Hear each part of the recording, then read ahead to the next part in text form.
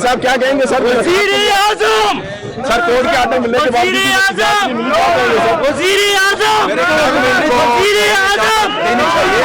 क्योंकि कोर्ट के आर्डर आ गए।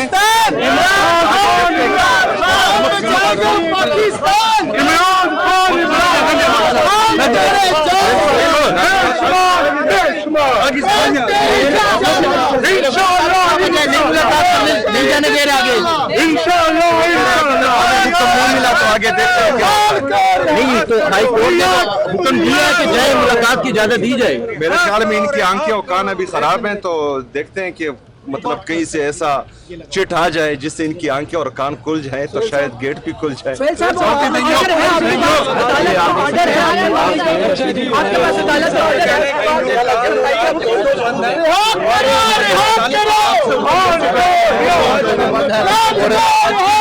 पंजाब पुलिस ने सोहेल अफरीदी का रास्ता रोक दिया है। सोहेल अफरीदी ने कहा कि इनका ये कहना है कि हमें